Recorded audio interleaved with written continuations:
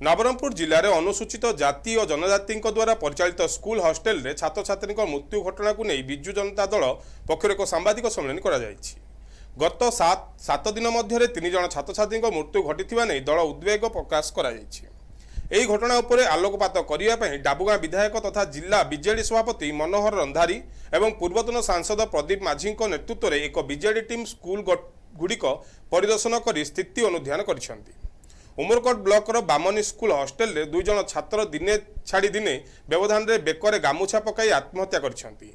सेमानक मध्यरु प्रशांत भतरा hostel रे एवं सुकेश भतरा निज घरे आत्महत्या करछंती। अन्यपटे नवरंगपुर अन्वेषा हॉस्टेल छात्री सस्मिता गंड चिकित्साधीन अवस्था जिला मुख्य चिकित्सालय आईसीयू रे मृत्युवरण करछंती। बीजेडी टीम बामुनी स्कूल परिदर्शन बेले निम्नमानर खाद्य दर सीझा खाद्य एवं सरकारी मेनू अनुसार खाद्य न दि जाउथुवा नै अभियोग करिछि। नवरंगपुर जिल्ला रे गोटे सप्ताह मध्य रे तीनोटी आदिवासी छात्र छात्री मरी जीवा समस्त चकित करिछि। सुकमन भत्रा एवं प्रशांत भत्रा एवं सुकेश भत्रा गोटे ग्रामर 8म श्रेणी छात्र गोटे दिन व्यवधान रे 16 तारीख में 17 तारीख 2टी छात्र जड़े हॉस्टेल रे सुइसाइड करछि गामछा देकी आ जने घरे आसी सुइसाइड करछि। ये सरकार डबल इंजन सरकार डबल गामुछा हमर छात्र छात्री माने सुइसाइड करिया को बाध्य हो जाउछन कारण हॉस्टेल स्कूल रे आ से माननकु मानसिक निर्यातना दिया जाउछि, शारीरिक निर्यातना दिया जाउछि, अपपुष्टिकर खाद्य दिया जाउछि, से माने विचलित होके आत्महत्या करूछंती। तो संग से अन्वेषा स्कूल रे सस्मिता गंड चिकित्सा जनित अवहेला मृत्युवरण कर सरकार आज पर्यंत कहीं पोस्टमार्टम कला ना कहीं 2 दिन काल पेट बता होता कहीं स्कूल रे रखागला अन्वेषा स्कूल हॉस्टेल रखा जाइतिला। सरकार संपूर्ण रूपे घंट गढ़ाई चेष्टा करुच्ची।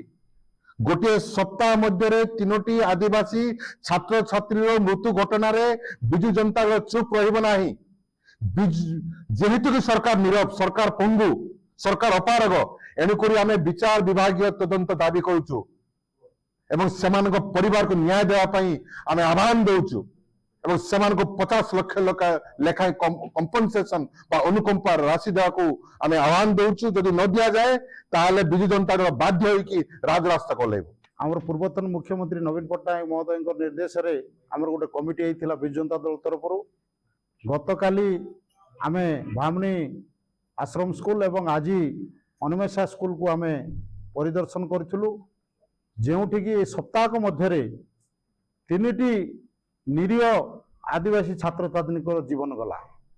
चरम अवहेला सरकार चरम अवहेला प्रशासन शासन अवहेला जो असुरक्षित मन करी छात्र छात्री माने बाध्य होइकरी से माने आत्महत्या करिसेंती एवं जो छात्री मरिसेंती तांको जा एएनएम को स्टेटमेंट अनुसार प्लाज्मा लो हेलारु से मृत्युवरण कले।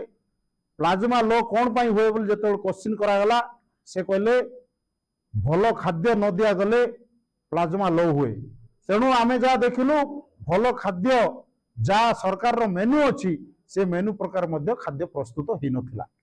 तेणु प्रत्येक आश्रम स्कूल रे जराजीर्ण अवस्था रे आम छात्र छात्री माने सेठी पढुछंती पाठ बाध्य। किंतु ये सरकार निकम्मा सरकार ये सरकार रो मंत्री निकम्मा मंत्री कौन सी कार्यानुष्ठान कौन सी अधिकारी जे माने भूल कर विरुद्ध में कार्यानुष्ठान नौ नांती कारण से दुर्नीति खर दुर्नीतिर लिप्त अच्छा मासक मास चांदा जाउची। तेणु आमर डिमांड अच्छी शीघ्र खूब शीघ्र माननीय मुख्यमंत्री ताकू इस्तीफा मागंतु किंबा निजे इस्तीफा दियंतु एवं आमर डिमांड अच्छी 3 जन छात्र छात्री मृत्यु रे विचार विभागीय तदंत आमर दाबी अच्छी। कारण विचार विभाग तदंत हेले ही जना पड़िबो प्रकृतर कारण कौन कारण एमाने जो चिकित्सा अवहेला जो छात्री मृत्युवरण कले एफआईआर है पोस्टमार्टम है ना जो पिला जो गामुछा जे लगेगी से आत्महत्या कला जो कहते तार कौन पोस्टमार्टम है ना 2-2टा पिला गोटे गाँव एभली अवस्था सरकार रही तिले मात्र कौन प्रकार अधिकार आउ ना। ए दुर्नीति रे जिलार जो कलेक्टर महाशय अच्छा डीडब्ल्यू महाशय अच्छा मंत्री महाशय अच्छा शासन प्रमुख ସେମାନେ ସମସ୍ତେ ଲିପ୍ତ ଅଛନ୍ତି ଯଦ୍ୱାରା କୌଣସି କାର୍ଯ୍ୟାନୁଷ୍ଠାନ ବର୍ତ୍ତମାନ ସୁଦ୍ଧା ନେଇନାହାନ୍ତି। ଆଶା କରୁଛୁ କାର୍ଯ୍ୟାନୁଷ୍ଠାନ ମାନ୍ୟବର ମୁଖ୍ୟମନ୍ତ୍ରୀ ନେବେ। ଯଦି ନ ନେବେ ଆଗାମୀ ଦିନରେ ଆମେ ରାଜରାସ୍ତାକୁ ବିଜୁ ଜନତା ଦଳ ତରଫରୁ ଓହ୍ଲାଇବୁ ଏବଂ ବାଧ୍ୟ କରିବୁ ତାଙ୍କୁ ଯେ ନ୍ୟାୟ ଆମ ଏଇ ପରିବାରକୁ ଦିଆଯାଉ ଏବଂ 50 ଲକ୍ଷ ଟଙ୍କା ଲେଖାଏଁ ପ୍ରତ୍ୟେକ ପରିବାରକୁ ଅନୁକମ୍ପା ରାଶି ଦିଆଯାଉ। ଗଣଶିକ୍ଷା ମନ୍ତ୍ରୀ ଥିବା ନିଜ ଜିଲ୍ଲାରେ ଏଭଳି ଅବ୍ୟବସ୍ଥା ଉପରେ ମନ୍ତ୍ରୀ ଇସ୍ତଫା ଦେବାକୁ ବିଜେଡି ଦାବି କରିଛି। ଏହି ଘଟଣାର ନ୍ୟାୟିକ ତଦନ୍ତ ଓ କାର୍ଯ୍ୟାନୁଷ୍ଠାନ ସହ ମୃତକ ପରିବାରକୁ 50 ଲକ୍ଷ ଟଙ୍କା କ୍ଷତିପୂରଣ ଦେବାକୁ ଦାବି କରାଯାଇଛି। ଏହି ଦାବିଗୁଡ଼ିକ ପୂରଣ ନହେଲେ ରାସ୍ତା ଉପରେ ଆନ୍ଦୋଳନ କରାଯିବ ବୋଲି ବିଜେଡି ଚେତାବନୀ ଦେଇଛି। ନବରଙ୍ଗପୁରରୁ କରେଶ ଉପାସୀଙ୍କ ରିପୋର୍ଟ, NTV।